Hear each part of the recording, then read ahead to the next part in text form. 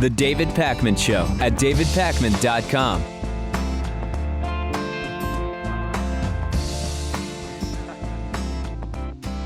Lewis, I am fired up today. I'm going to show you one of the most effed up things that has happened in a while. The bigoted Kentucky County Clerk, Kim Davis, who was jailed for contempt because she was refusing to follow the law and give same-sex couples marriage licenses in Rowan County, Kentucky, was released from jail, and she went to a rally held by none other than Mike Huckabee and her bigot attorney, Matt Staver from Liberty Counsel, where her bigotry was celebrated as if she had accomplished something. She comes out, Lewis, to the tune of Eye of the Tiger, and she has her hands held up in the air by Mike Huckabee and by Matt Staver as if she has just won something. Let's take a look at the video.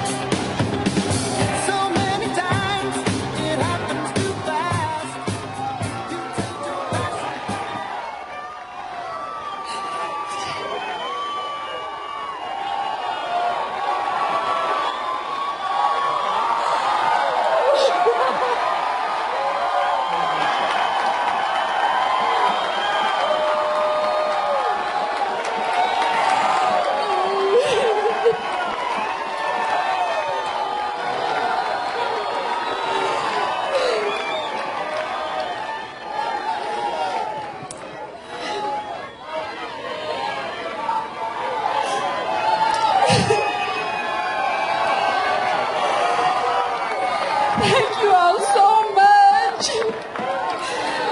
I love you all so very much.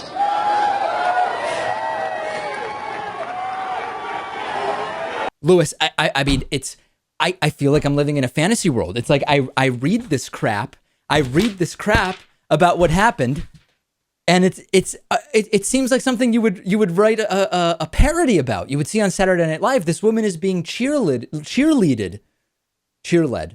I don't know, for her bigotry. I can't even think straight. I was laughing at this. I found it to be funny, and I know what you mean. It's also sad and disturbing and despicable at the same time. We live in a country where bigotry is applauded, and what else can you say? It's pretty disturbing. To put yourself in a mindset where this rally makes sense, you have to believe that these horrible gays will stop at nothing to remove Kim Davis's right to oppress them. And we need a rally to celebrate that the gays haven't been allowed to oppress Kim Davis, right? I mean, you have to come up with some sort of depraved, grotesque logic to figure out why a rally for this makes sense. It would be hilarious if it were a parody, but it is all too real. There are no rallies for people working to solve the water crisis or working to correct income inequality.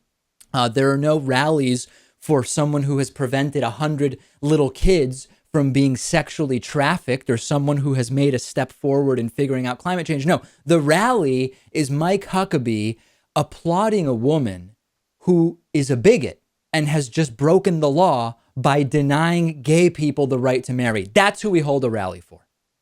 Yeah, and this is all, well, let's be honest here. The media has a lot to do with this. And, there are no stories about someone rescuing 100 kids from trafficking, or, perhaps they're written somewhere on a blog on the internet.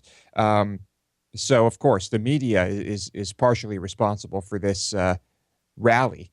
And it's a great photo op for Mike Huckabee. You got to admit that. And the reality is they haven't won. Huckabee hasn't won. Kim Davis hasn't won. You didn't win anything. People are getting married. You accomplished nothing other than showing the world that bigotry is alive and well in the United States. But there's a portion of our country that wants to celebrate this. And Kim Davis is a loser who spent a few days in jail for nothing and she appeals to the lowest of the low in this country. This is something to hide from, right? If I were Kim Davis and I successfully pulled this ruse, this law-breaking ruse off for a few days, I'd be in witness protection. I wouldn't be at a rally raising my hands above my head, not to mention that she's a total political prop and tool. She doesn't even realize she's being used.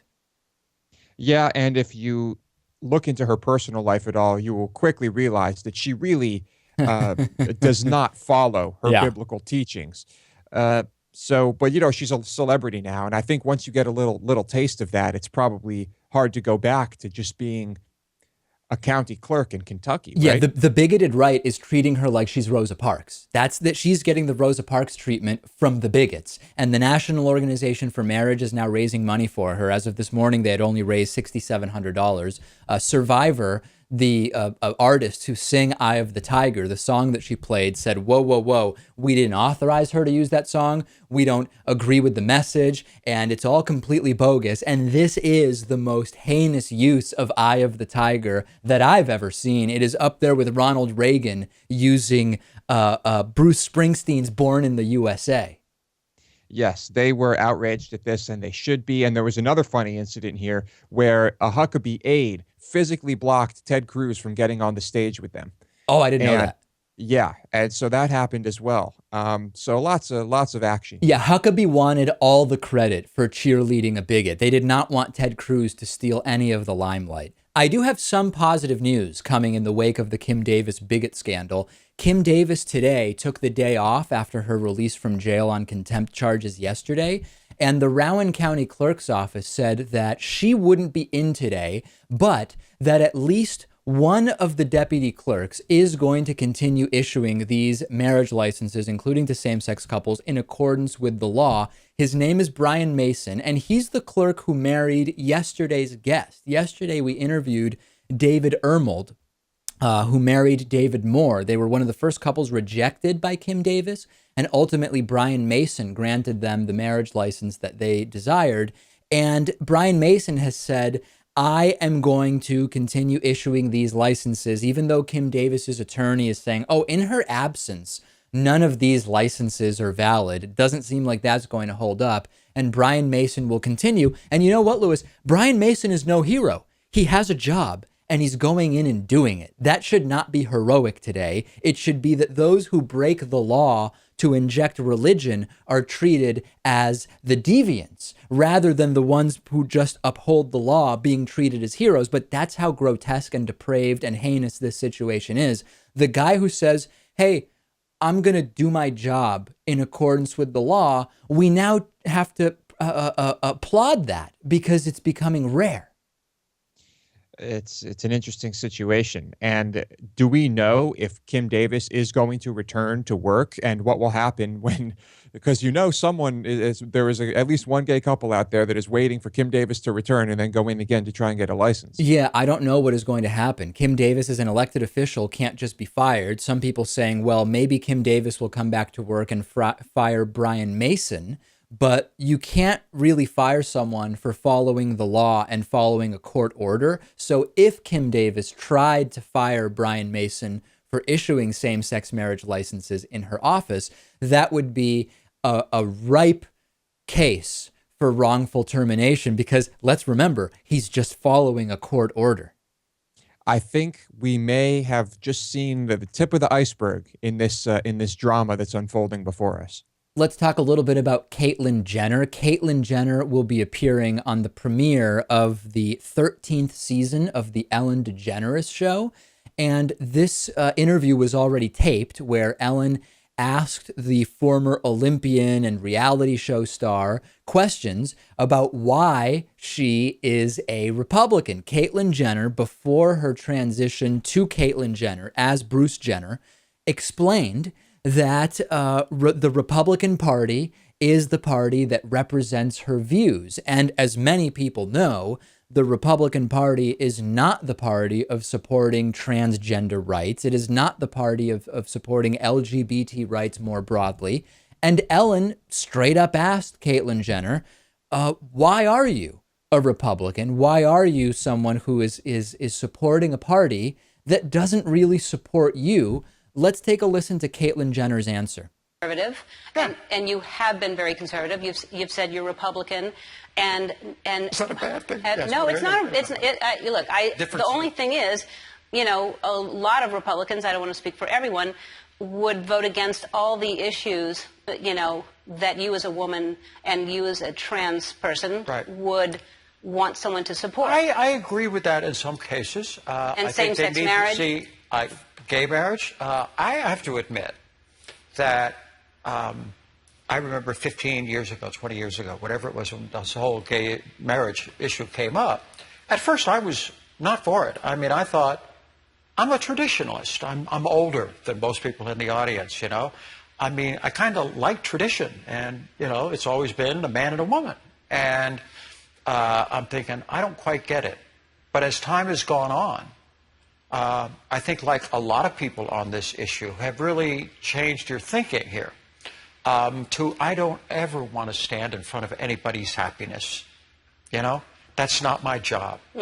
Okay? If that word marriage is really, really that important to you, I can go with it. You know, and it's funny because you're still kind of a little not on board with it. No, I'm on board. I mean, it is going to be the, you know, pretty much the law of the land. Completely unintelligible, Lewis. So Caitlyn Jenner at one point was not all about same-sex marriage, but she's come around on same-sex marriage, but she still supports the party that stands in the way of people's happiness, even though she says that she doesn't want to stand in the way of people's happiness. I guess it's okay if the Republican Party stands in the way of people's happiness as long as it's not her doing it, even though by virtue of supporting the Republican Party, she kind of is standing in the way of people's happiness. And her answer still makes it sound like she's not really into, 100% supporting gay marriage. Oh, absolutely. Supporting it because it's the law. That's the answer she gives. And it's a strange thing. I know we put gay people and transgender people, we say LGBT. It's kind of this all-encompassing term.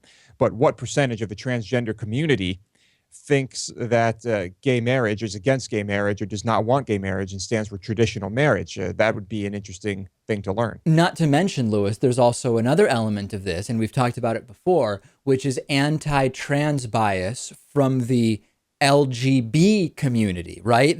Particularly the gay community, as we've talked about. So this is a very serious thing. And to me, LGB and LGBT, every single civil rights battle is different, whether you're talking about gay and lesbian or whether you're talking about transgender or whether you're talking about racial equality. And every single one of those battles should be sort of discussed and understood independent of the others. But where I think that there should be more understanding is that the shared idea of discrimination against a group based on something like race or sexual orientation or gender identity or religion, that you'd think would be understood. You would think so, but I guess that's not the case. So very strange comments from Caitlyn Jenner, but at least we have her saying that she's kind of on board. At least with gay marriage. I mean, it's such a low bar, it's really stunning because the context into which Caitlyn Jenner sort of assimilated into, and by that context, I mean the media context, I mean the context within the broader LGBT community, etc. That context was overwhelmingly created over the last several decades, not by members of the Republican Party. And it would be great to have some understanding of that or feel like she has some understanding of that. But just an interesting exchange on The Ellen Show. Kudos to Ellen for bringing up something that many people have been wondering about now for months. Yeah, I like Ellen. She's occasionally will ask the tough questions. And I guess she kind of made Caitlyn Jenner trip up a little bit there. All right, let's take a break. Facebook.com/David Pakman Show. Give us a like. The David Pakman Show at davidpakman.com.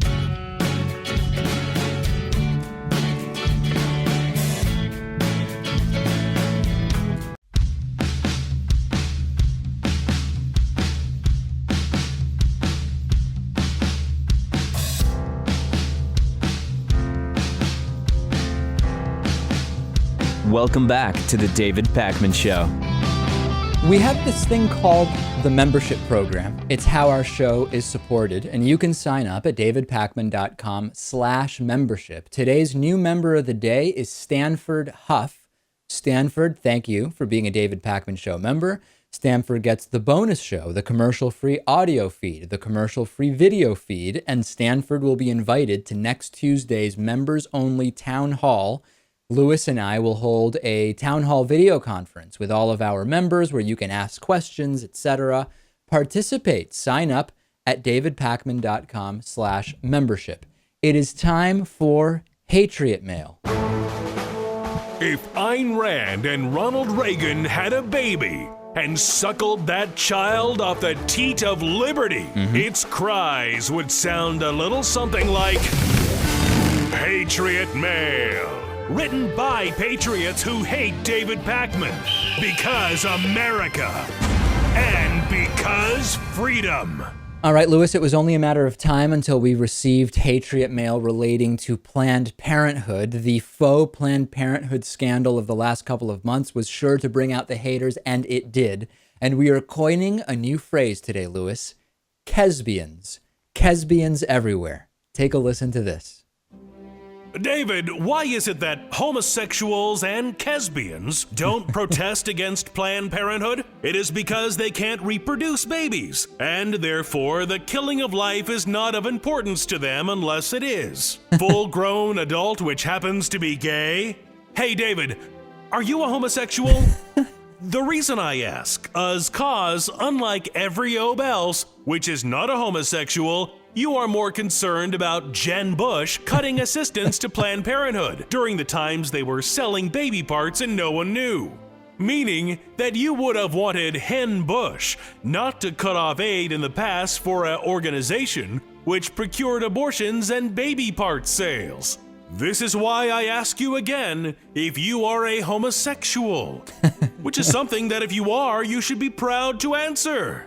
Thank little David. I will absolutely thank little David. But Lewis, do you understand why it is that it's important to know if I'm gay in the context of the Planned Parenthood scandal involving lesbians? I'm lost, completely lost on this one. We get Hatriot mails that are really jumbled like this all the time, but this one is just beyond. I don't even know. Yeah, Dave, no, I'm understand. at a loss for words myself. I don't even know what this is about, and I don't know. It's sometimes you just can't figure it out, and this is one of those cases, isn't it? I think this is really just more of a work of art than an actual criticism of any sort. It's just like free form, you know. It's almost like poetry. Let's talk about the 2016 Hatriot Mail calendar. Here I have with me the last unsold copy of the 2015 Hatriot Mail calendar. And as you may remember, the cover was designed by Anthony Petramala, who put the entire thing together for us. And each page was a different piece of art related to Hatriot Mail. We sold these last year. We offered them as free premiums with memberships, etc. We are doing a 2016 Hatriot Mail calendar. Now we need 12 images plus a cover. Anthony Petramala has already agreed to do the cover for us again, and he is handling the overall design of the calendar. We have 6 images so far for the 2016 Hatriot Mail calendar, and there's a 7th, Lewis, that just needs a small tweak, and then presumably we will have it. Now, Lewis, you did one of the images for the 2015 Hatriot Mail calendar. Will you be submitting one to the 2016 calendar? I wasn't planning on it, but do you want me to? I would love it if you did. Okay, then I will start brainstorming. I will come up with something, and I'll have a submission. So if we get the tweaked 7th image, and if Lewis gets us the 8th image, we still have 4 slots. If you have some graphic design skills, if you have a clever or funny idea around Hatriot Mail, with the idea that it's a 2016 calendar and there's going to be sort of an election theme, maybe something funny involving, I don't know, caricatures of the Republican candidates, or who knows what. Any idea you have, the only requirements are 8.5 by 11 inch image in landscape orientation at 300 dots per inch. That's it. And we have at minimum 4 slots available. So I hope, Lewis, that people in the audience will send in their submissions and we can get this thing wrapped up, hopefully by the end of this month. I'm sure we'll get a few more, and who knows, maybe we'll get too many, and then we'll have to start weeding a few out. It would be a great problem to have 20 images and have to select the best 12. And then, of course, the others can still make it into our regular Hatriot Mail rotation. They could be up on the screen during Hatriot Mail on the show every Wednesday, etc. But yes, please get the submissions in. If you have such a great submission that it knocks out Lewis's eventual submission, that would certainly be an interesting topic of discussion. So this is a challenge then. Is that what you're saying? We'll see. Please do get those submissions in. We want to get this wrapped up. At minimum, we have 4 slots available. SurveyUSA released a poll based on data they collected on September 2nd and September 3rd. And the poll says that in hypothetical head-to-head matchups between Trump and Hillary Clinton, Trump and Bernie Sanders, and Donald Trump and Joe Biden, that Donald Trump would win. And corporate media is loving it. They're using this poll to suggest that Donald Trump may well be the next president of the United States. But Lewis, I've looked at the poll. You've looked at the poll. Ring of Fire has looked at the poll. And the results are completely absurd. As are the results with the majority of polls, in my opinion. Well, that's a broader conversation. Let's talk about this particular poll. If you look at the internals of this poll, you will see that it is absurd at face value. Ring of Fire did a detailed analysis, and I'll go through this step by step as I like to do. Here's one example of what just doesn't make sense. The SurveyUSA poll shows Donald Trump getting 25% of the black vote and 31% of the Hispanic vote. This is utterly insane. In the elections of 2000, 2004, 2008, and 2012, Black Americans voted for the Republican candidate 9, 11, 4, and 6% of the time. Who in their right mind believes that all of a sudden black voters are going to turn more than 2.5 times more strongly towards the Republican candidate, and in particular, it's going to be for Trump? This just seems like a totally fabricated poll result. I don't know how else you would come up with these numbers. Another problem. In 2016, the wording of the question was, in 2016, America will elect a president. If the election were held today and 2 names were on the ballot, Hillary Clinton and Donald Trump, who would you vote for? The reality is that whether you like it or not, many people vote for party. They vote for either Republican or for Democrat. And without saying which candidate belongs to which party, you're not really approximating how these elections actually work. And that's another element of the poll that is absolutely distorting the results. Yeah, and there are probably several elements. This is just classic people toying with the way questions are worded in order to get the result that makes headlines, I guess. And then even more noticeable is the flawed polling methodology. If you read the fine print, it says, this survey was conducted using a blended sample mixed mode. Respondents reachable on a home landline, 62% of registered voters, were interviewed on their landline telephone. Respondents not reachable on a home phone, 38% of registered voters, were shown a question on their smartphone, tablet, or other electronic device. Cell respondents, as is typically the case, vote more Democratic than do landline respondents. Among just the universe of cell phone respondents, Hillary Clinton defeats Donald Trump by 16 points, Bernie Sanders defeats Donald Trump by 12 points, and Joe Biden defeats Donald Trump by 17 points. Even Al Gore defeats Donald Trump by 17 points when you look at just the cell phone respondents. This is insane, Lewis. What they're saying is, hey, if we change the methodology to be more representative of the actual population that has mobile phones, the results are the exact opposite. Yep. And this is why I hate polls, because you can do polls 1,000 different ways and you can get 1,000 different results. And the best method, as we've said before, is just to look at an aggregate of all polls. Great breakdown by Ring of Fire on this terrible, worthless poll. Look at their own fine print to figure out why it just can't be trusted. Let's take a break. Join us on our Reddit discussion forum, davidpakman.com/Reddit. That's REDDIT. The David Pakman Show at davidpakman.com.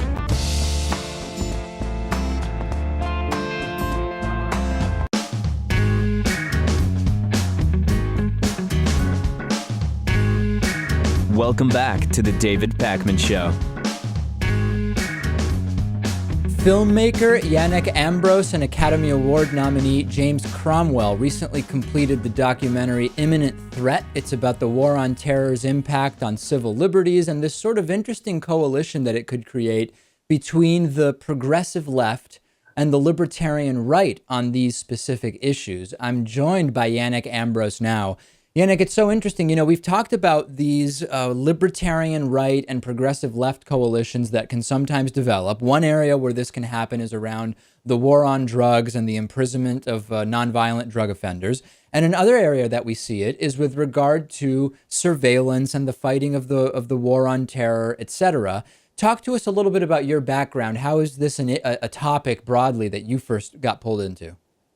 Well, I came from that kind of 2008, I was in college in 2008, and when Ron Paul was coming up, and I was a little new into politics. So it was just really interesting to kind of, he had unique ideas, I guess I would say. So while I'm definitely wouldn't prescribe myself as libertarian now, when I was in college, I did find a lot of what Ron Paul was saying was amusing. And that's interesting because it's very common that I talk to people who, particularly when they weren't that politically engaged, they heard Ron Paul, his delivery, his demeanor, it sounds so different, it sounds unique, and people sometimes get pulled into the sort of tone rather than the substance of some of the messages. Right, and what would happen is as I gradually got more into politics, when I was younger, I had a few other films I made, and they played at a Freedom Fest, which is a libertarian conference. So I made a lot of great friends in the whole libertarian crowd, and I'm still friends with them till today. So I think that gave me a unique perspective to kind of totally put aside economic policy and just focus on stuff we agree on. Because a lot of the time you do have this big hostility between the progressives and libertarians, not just in terms of economic policy, but even just the overall demeanor. Like sometimes you do see a lot of hostility. So it was easy for me to kind of totally separate, totally omit any conversation of healthcare, essentially everything other than specific issues on civil liberties, which I think really did help. Like no one, if you were to see the movie, you wouldn't really know where this person stands on that issue, at least. Yeah, and we recently interviewed a former NRA official who is part of a group that is conservatives concerned about the death penalty or something like that. And when talking about the death penalty, I, as a progressive liberal, and this former NRA official basically agree on 99.9% of the reasoning and tone and ideology around why we shouldn't have the death penalty. I don't know that there would be any other issue on which we would be able to have a conversation like that. And sometimes that's sort of required, right? You have to, on important issues, you partner with those that have the same sort of interest in moving forward on that issue, and you kind of put other issues aside, as the case may be. Yeah, exactly. I mean, I think one good example was the Amash Amendment, and I think that was part of one of the defense budgets. It was an amendment that would defund was funding Section 215 of the Patriot Act, and I believe that was a few years ago, and it was pretty much just a dead split between liberals and conservatives on the issue. So that was a good indication that there's room to grow from there, and I think it goes also into foreign policy as well, in terms of foreign entanglements and foreign adventurism. So there is a lot of room to grow there. And when I talked to Ahalan Arul-Anantham, he's a deputy legal director at the ACLU, he talked about how just on a local level it helps a lot more. I mean, and I think it's a little bit more difficult on a national scale, because there's just so many more kind of factors involved with media, with party loyalty. We're in local municipal kind of ways. It's a little bit easier, I think. Yeah, and also in some municipalities, the candidates do not run as Republicans or Democrats. They're sort of nonpartisan elections where you just have to hear the people out and figure out on what side of the political spectrum they are. Let me remind everybody, we're talking about the documentary film Imminent Threat. I want to talk a little bit with you about the approach that you take in the film. I know that in the film you very clearly explain how 9/11 was used as a pretext to get people on board with passing all sorts of surveillance, Patriot Act, NSA surveillance, etc., under the guise of keeping us safe, etc. I'm curious whether you also take the approach of sort of talking about whether this type of surveillance works, because what I find is that there are some people whose view on surveillance, be it positive or negative, is based on a legal argument, right? Are our civil liberties being violated? Are we seeing a deterioration of the expectation of privacy? But then there's others who are more influenced by the effectiveness or really the lack of effectiveness of a lot of these programs. So talk about that a little bit. Well, I think it's even just aside from domestic surveillance, I think the entire film, we really tried to, approach it as, for kind of the second thing you said, is really approach and saying, is this legal? That's why if we first, start the film, we pretty much, we mentioned, we said, well, look, a lot of these great presidents, which is ironic because you have a lot of these, freedom lovers always talking about the founding fathers. The Alien Sedition Act was far from, maybe something that they would think would agree with. But the point being is that it was the focus is really about the legalities. So the effect, whether or not it's effective, is almost, I don't want to say irrelevant. Of course, that may be the best term. But a great example is the AUMF, right? So one area we talked a little bit about was the 2001 AUMF, the authorization to use military force after 9/11, which I think only one senator voted no. It was Barbara Lee of California. And ultimately allowed President Bush to make the decision to go into Iraq. Yeah, so we believe that was the 2002 AUMF. But the 2001 was... I'm sorry, you're right. Yeah, you're right. Yeah. The 2001 AUMF was basically to go essentially a blank check to fight terrorism. So what we talk about in the documentary is saying, well, that should be repealed because it's constitutionally illegal. And then if we would decide to go to a country, we would have to then eventually make a new AUMF. So it's almost like, obviously, I think the tone of the documentary is very pro-civil liberties. And, I guess I would say, I hate sometimes using the word anti-war, but anti-war, I'm not going to deny that. But in context-wise, content-wise, it's mostly just saying, this is illegal, and it's just almost as simple as just pointing that out. Yeah, and I don't disagree with you that that's a very strong argument to make, but I would still, in my mind, if you can convince someone to oppose these policies in spite of them being illegal because they're not effective, that's still someone who's now on your side. So while I agree with you that the legal case is either it's legal or it's not, and if it's not, we shouldn't have it. If mobilizing people against these policies comes as a result of just explaining to them that they're often not effective, I still would see that as a win. No, I totally agree, and I think you're right. I mean, Jeremy Scahill talks a lot about that. I think he's with The Intercept now, obviously with Greenwald and Laura Poitras and all those guys. But he talks a lot about how it's just ineffective because essentially you have now you just have a more massive haystack to find the needle by collecting the mass surveillance data.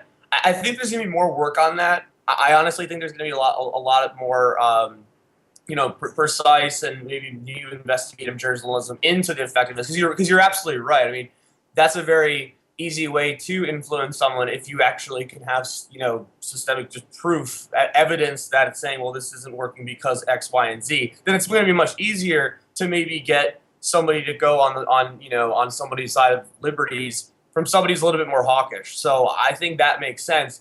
But you never know, because you have the Pentagon and a lot of people saying a lot of things. There's a lot of people saying that drones can create more terrorism, but it's hard to influence people that. Or even they talk about global warming. The Pentagon talks about how global warming is an imminent threat. No, that doesn't seem to dissuade a lot of people. So you never know, I guess. But I think, of course, it wouldn't hurt to have more research done on how effective it is, and I think that's being done. Where can people see the film? So the film right now is exclusively on Amazon Instant, so you can rent it there. I think it's $4 to rent. And then you can also follow us on Twitter, and that's Imminent Threat 1. And so we'll just kind of be giving updates and any kind of screenings that might be locally. But yeah, that's nationwide. You can see it on Amazon. All right, we've been speaking to filmmaker Janek Ambros, who, along with Academy Award nominee James Cromwell, recently completed the documentary Imminent Threat. Thanks so much for talking to us about the film. The David Pakman Show at davidpakman.com.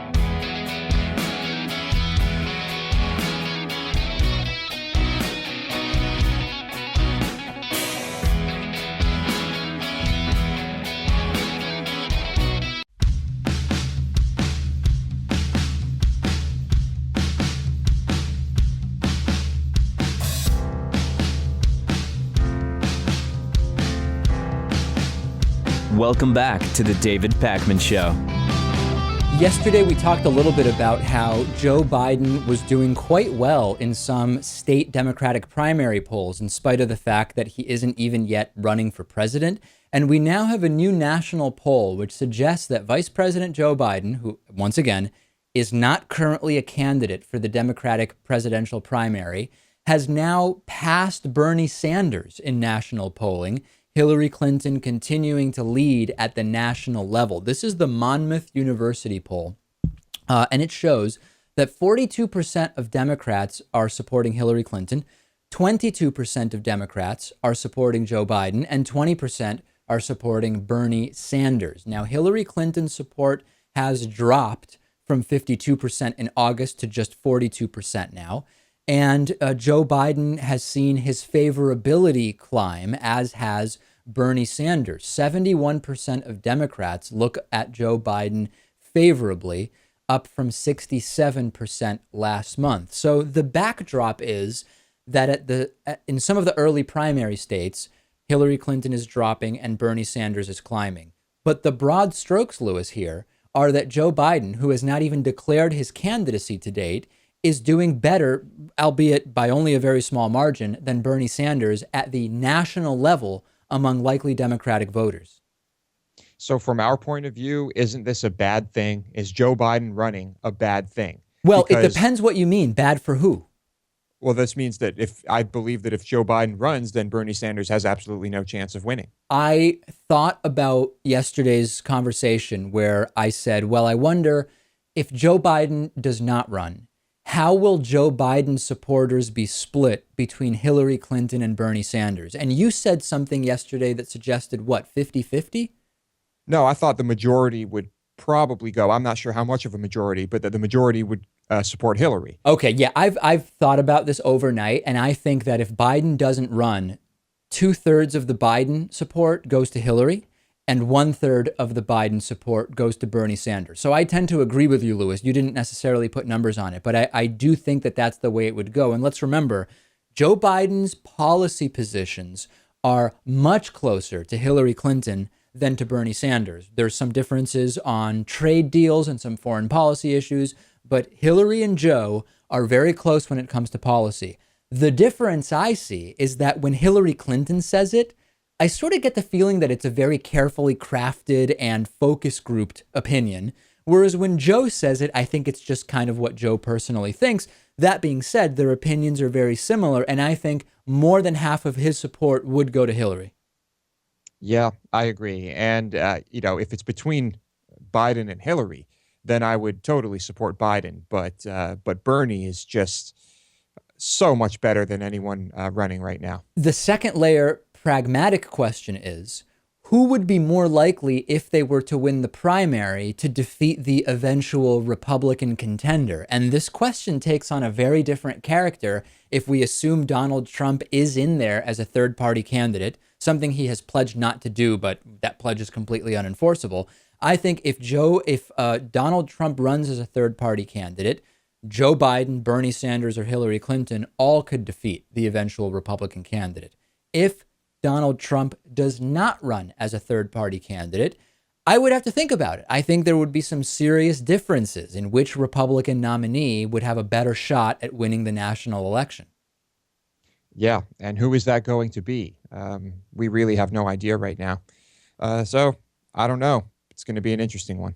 We've talked to you in the past about Stingray police surveillance. This is a class of surveillance device known as a cell site simulator, and it pretends to be a cell phone tower in order to extract metadata and location information, and in some cases, even the content of phones that are connected to it. There are 2,000 cases that could be overturned as the first motion for a retrial has been filed accusing the state attorney's office and the police of deliberate and willful misrepresentation of this technology used as Stingray. Now, when I say the state's attorney's office in 2,000 cases, I'm not talking about nationally, Lewis. I'm talking about within the Baltimore Police Department alone.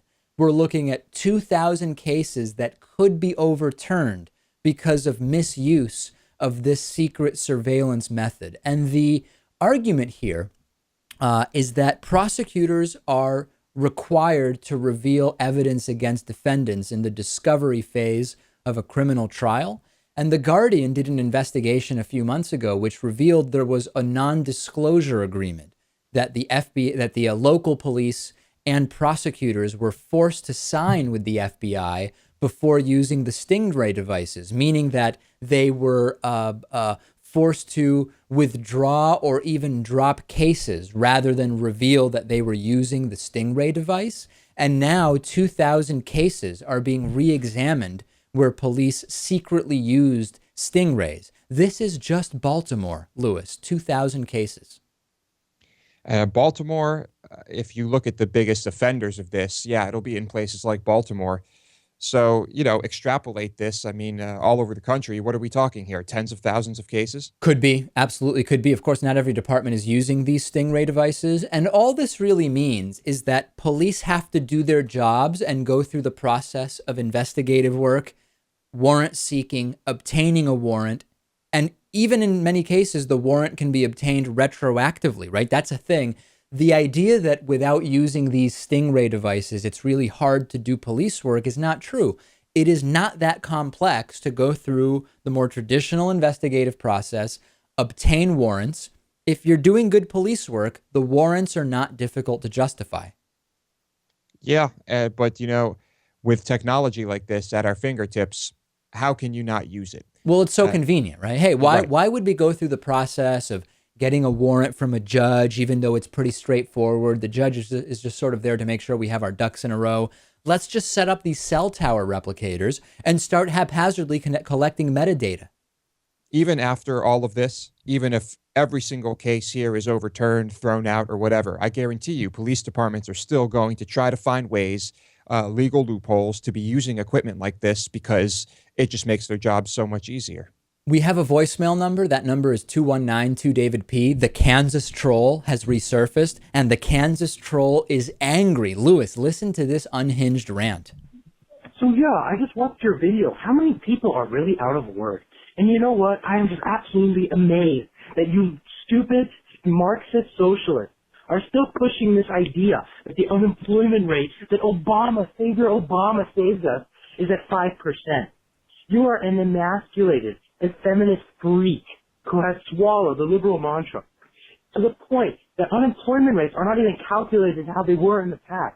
How could you with a straight face, obviously you don't have a straight face when you say this, the unemployment rate is at least 25%.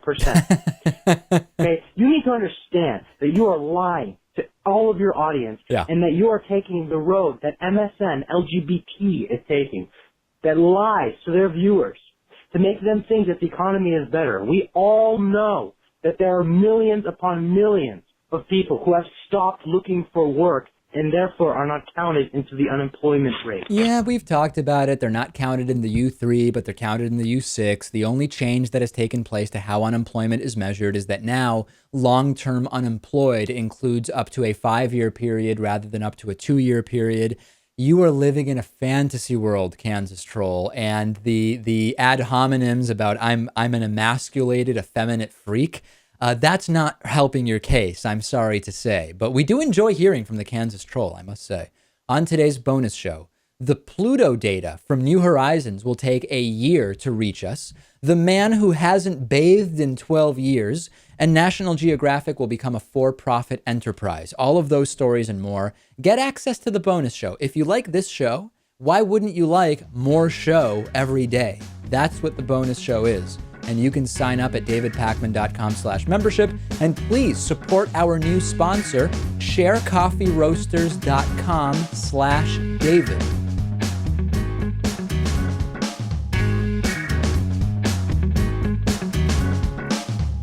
The David Pakman Show at davidpakman.com.